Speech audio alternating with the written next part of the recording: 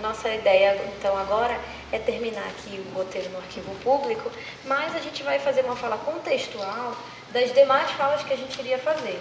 Então, a gente vai falar aqui da Rua Campos Sales, da Capela Pombo, da Fábrica Palmeira, da Igreja do Rosário e da Igreja da Santana. Então, a gente vai contextualizar a presença dessas igrejas, essas praças, e eu vou começar falando um pouquinho sobre a Capela Pombo, e aí eu vou passar a fala para Ana para falar um pouco da Campos Sales. A Capela Pombo a gente vai ter bem aqui do ladinho, essa edificação, que vai se chamar Capela Pombo, porque essa capela era anexada à edificação, né, a residência da família Pombo. Mas essa capela vai ter o santo padroeiro, que é o nosso Senhor Bom Jesus dos Passos. Essa imagem, a gente tinha dentro da capela a imagem do Senhor morto, né, de Jesus morto, em tamanho, um tamanho considerável, que eles consideram como tamanho real, de uma pessoa, né, adulta. A gente tinha também, dentro da capela, a função, primeiro, como capela dessa residência, e depois que ela passa a ser capela, desanexa, né, da residência, e aí ela passa a ser uma capela dentro da Campina, né, do bairro Campina. E é interessante que a gente tem um conceito que chama-se territórios flutuantes. E a gente pega esse conceito para fazer uma leitura dessa capela, da Capela Pombo. A Capela Pombo vai ser utilizada, como ela vai estar localizada do ladinho da Faculdade de Engenharia, os estudantes que faziam essa faculdade, eles costumavam jogar moedas assim por baixo da porta da capela, né, ofertar, né, dar algumas ofertas à capela para pedir uma boa prova, para pedir iluminação na hora das atividades, né, dos exercícios. E essa capela ficou conhecida, né, Bom Jesus dos Passos ficou conhecido como o padroeiro dos engenheiros. E aí a gente vai ter, voltando um pouco sobre a falar dos territórios flutuantes, que a gente tem dentro da Campina, né, esse bairro que vai respirar a partir de um certo contexto, esse lado comercial. A gente vai ter várias lojas, né, ligadas ao circuito superior e inferior da economia. A gente vai ter camelôs, né, nas ruas. Então, vai ser um bairro comercial, né? Tanto é que ele vai receber esse apelido, né, de bairro do comércio. E aí a gente tem bem no meio dessa rua, que daqui a pouco a Ana vai falar da Constituição da Campos Sales, bem no meio dessa rua a gente vai ter uma edificação que, quando a gente olha, assim, né, na altura dos nossos olhos, a gente vê várias lojas, e aí a gente tem a capela. Por que territórios flutuantes? Porque quando a gente salta o olhar, é como se o uso daquela edificação fosse outro. É como se você entrasse na edificação e deixasse de estar no comércio e passasse a estar num lugar onde as pessoas vão, nesse caso, para se concentrar. É um espaço que vai ter um outro tempo, né, um outro ritmo de atividades, uma outra característica de pessoas utilizando.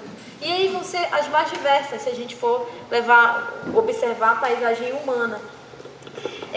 Posteriormente, né, a capela vai ser fechada, porque ela vai entrar em processo de deteriorização.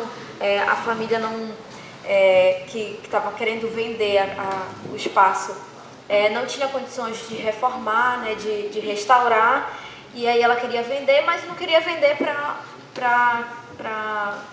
cuja a utilidade fosse outra que não uma função religiosa. E aí ela decide vender para a Universidade Federal do Pará, onde o projeto reforma, né, e restauro da capela, e fazer com que seja um espaço onde tenha aulas, cursos, né, de cantos gregorianos, que vai estar, de alguma forma, né, ligado a um fim religioso.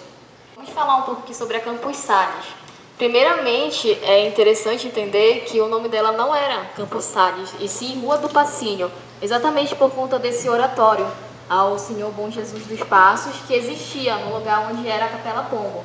Então foi em 1913 que a rua se transformou em Rua Campos Salles, exatamente em homenagem ao ex-presidente do Brasil, Campos Salles, que foi o ano da sua morte, inclusive. Essa rua, na década de 60, era denominada Rua Cidade. Por quê? Porque muita coisa a gente poderia encontrar aqui, exatamente por exercer essa função de centro. Então, a gente poderia encontrar os prédios de câmbios, os bancos, até mesmo bares onde eram pontes dos políticos da época. Só que com o passar do tempo, com esse desenvolvimento dos novos centros, subcentros no caso, essa rua foi se descaracterizando assim nesse sentido, foi passando a ter somente uma função. Então, como já foram abordados alguns conceitos aqui, a gente vai ver a questão da toponímia, né? Que no caso seria esse nome da rua, que também vai mudar como homenagem, como outras várias ruas de Belém. E essa questão também da rua, que vai se adequar de acordo com a necessidade da sociedade. A gente vai ver o espaço se modificando, assim mesmo como a estrutura e as funções dos prédios, de acordo com a necessidade de cada sociedade. Bom, já para a gente passar a fala para o diretor do arquivo, só vou encerrar, né, o que seria a fala do trajeto do roteiro, porque a gente encurtou. Então, e só para localizar, a capela onde elas falaram, a Capela Pombo, e saindo aqui na rua, essa aqui é Campos Salles, aqui um pouquinho ao lado, é uma edificação assim quase que imperceptível, assim, quando você olha, você vê, é uma capela bem pequena, e é interessante a gente, quando sair, né, observar.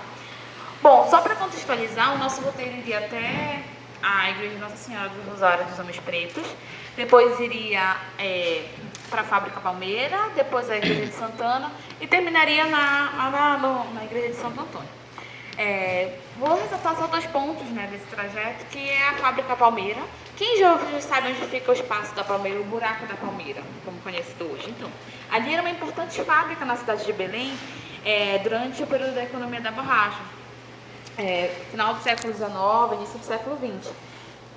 A Fábrica Palmeira era uma fábrica muito expressiva, porque ela fabricava as principais massas, biscoitos, assim, só em números gerais, mais de 70 tipos de biscoito, mais de 80 tipos de massa, e ela abastecia não só a cidade, mas também exportava para diversas localidades do estado, inclusive do Brasil também. A fábrica ela vai fechar, pois devido à concorrência, à entrada de produtos de fora, no final do período da borracha, o início, né, do bairro do Reduto, com outras fábricas se instalando e a concorrência muito grande, eles vão falir, eles vão fechar. E o que vai acontecer com a fábrica? Ela vai vir uma ordem, né, já década de 70, 60, 70, para derrubar a fábrica. Então se derruba a fábrica e fica um imenso buraco mesmo, o que é conhecido como o buraco da Palmeira. Então, inclusive, onde tem hoje o Espaço Palmeira, tinha como se fosse um banner mostrando como que era a fábrica. E a fábrica, gente, ela era luxuosa, ela era muito bonita mesmo, ela tinha uma forma assim bem expressiva, bem suntuosa mesmo, e ela foi completamente derrubada, demolida, destruída. Ficou o buraco da Palmeira, e aí veio o projeto no início do ano de 2000 para se fazer o Espaço Palmeira, em que ia ter a pequena praça com anfiteatro e ia realocar os vendedores ambulantes, dar presente vagas para esse espaço. Efetivou? Não efetivou, pois nem todos os vendedores se acomodaram ali devido a uma frequentação grande de clientes, e está no estado que a gente conhece hoje, né? O Espaço Palmeira completamente deteriorado, sujo mesmo, e muitos comerciantes alegam que está muito pior do que eles continuarem lá na presente vaga. E a Igreja de Santana, que fica bem ao lado do Espaço Palmeira, ela é uma igreja importante porque ela vai ter uma cúpula, uma das 3 únicas igrejas também que tem cúpula na cidade, e ela vai ser a obra-prima do arquiteto italiano Antonio Landi. Então, assim, ele constrói ela, ele ajuda financeiramente. Há indícios de que ele morreu e os ossos deles estão ou na igreja ou no engenho do Murucutu, ou Murutucu, sempre confunda. Então, assim, ela vai ser uma igreja bem expressiva também para a cidade. E aquelas torres que existem na Igreja de Santana não existiam. Eram torres que a população pediu para colocar, porque torre na igreja é elemento português. Então, a igreja ela foi construída toda em elementos italianos, porque Landi era italiano. E depois que Land morre, a população pede, não, a gente quer alimento português. E aí se constrói as torres e quase não dá para observar a cúpula. Bom, agora sim a gente passa a palavra para o nosso diretor. Então sejam bem-vindos ao arquivo, tá? O Arquivo Público é uma das principais instituições arquivísticas do Brasil, é o quarto mais importante, justamente pela importância que guarda essa documentação. Nós temos o maior acervo colonial da Amazônia, lembrando que o período colonial é um período bem especial, porque é o período em que nós, aqui a Amazônia, ela estava separada do Brasil, era um outro estado, né? A Amazônia passou 200 anos separadas do Brasil, então tinha o estado do Brasil e o estado do Grão-Pará e Maranhão. Então essa documentação que está aqui fala justamente desse período em que a Amazônia estava separada do Brasil. Então, são documentos bem importantes porque retratam como foi a colonização portuguesa, a ocupação portuguesa na Amazônia, como se deu a introdução das etnias africanas aqui, como foi, enfim, esse desenvolvimento da região. Então, esses documentos são importantes nesse sentido. Além do período colonial, aqui também tem um acervo grande do período imperial, que apesar de ser muito curto, mas aconteceram vários acontecimentos e a cabanagem é o nosso maior exemplo. Então aqui nós temos a maior coleção de documentos da cabanagem de toda a Amazônia, de todo o estado. E além do período republicano, então a gente tem de 1649, que é o documento mais antigo que a gente tem, até 2008. Então, se vocês só para terem uma noção de como esses documentos pegam uma temporalidade bem alta. O Arquivo Público, ele nasce em 1901, esse ano, daqui 2 semanas, ele completa 118 anos, já convido a todos a participar das comemorações do aniversário. Toda a programação vai estar em Facebook, Instagram, então quem não curtiu ainda a página, vai lá, dá uma curtidinha lá no Instagram e no Face, que vocês vão estar acompanhando a programação. A gente vai fazer a programação no dia 15 e no dia 16 de abril, tá? No dia 15 com uma grande exposição de documentos, com visitas guiadas, com atividades lúdicas, enfim, a nossa ideia é atrair um público bem diversificado, então todo mundo já está convidado no dia 15 e no dia 16 de abril, acho que daqui 2 semanas, na verdade uma semana, né? Essas comemorações. Então o Arquivo Público nasce em 1901, ele já nasce muito grande, porque imaginem, pegar a documentação do período colonial e período imperial, então isso já garante um bom volume documental. Nosso primeiro diretor é o Arthur Viana, que ele vai começar uma organização desse acervo, principalmente do período colonial, e essa organização vai se sucedendo ao longo dos tempos, tá? Então, hoje o arquivo torna-se uma instituição referência de pesquisa, né, de pesquisa acadêmica. Então, vem aqui, o arquivo recebe muitos pesquisadores do Brasil e do mundo, justamente por conta desse período colonial ser muito especial para a gente. Essa documentação colonial, ela tem um selo da Unesco, que é chamado de Memórias do Mundo.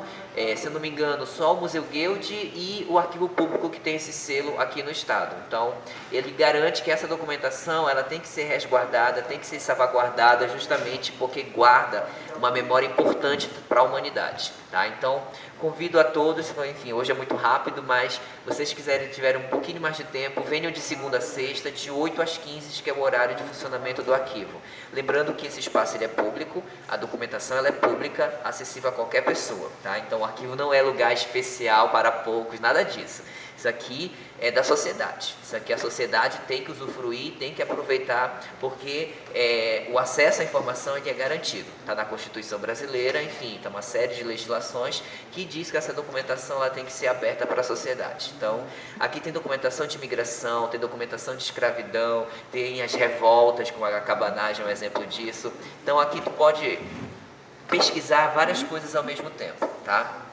Fora que quem quiser tirar dupla cidadania portuguesa, espanhola e italiana, a gente tem um bom número de documentos de passaporte. Então, muita gente vem atrás desses documentos para dar entrada no processo de dupla cidadania, tá? Então, todos estão convidados, tá? Podem trazer os amigos, tragam a família. Então, o arquivo está sempre aberto e sempre disponível a recebê-lo da melhor forma possível, ok? Obrigado. Obrigada.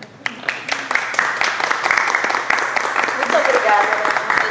Super agradece a parceria com com o Arquivo Público. E eu vou falar para vocês que o roteiro hoje está participando da programação do Circular. Então, no Reduto, Cidade Velha, Campina, a gente tem várias programações que depois do roteiro vocês podem aproveitar, né? Se quiserem. É a programação que vai rolar o dia inteiro, então agora, na hora do almoço, de tardinha, de noite, tem uma programação bem diversificada. É só vocês entrarem no site, né, projetocircular.com, e vocês vão ter acesso à programação, fora Instagram, Facebook, que tem divulgado a programação. Está tendo exposição na Câmara Está tendo a exposição aqui na Camaracó, aqui na Frutuoso, bem do ladinho. É só vocês podem ir lá participar. As edificações que tem uma bandeirinha roxa escrito circular com C do circular são edificações, são lugares em que vocês podem aproveitar essa programação. A entrada nesses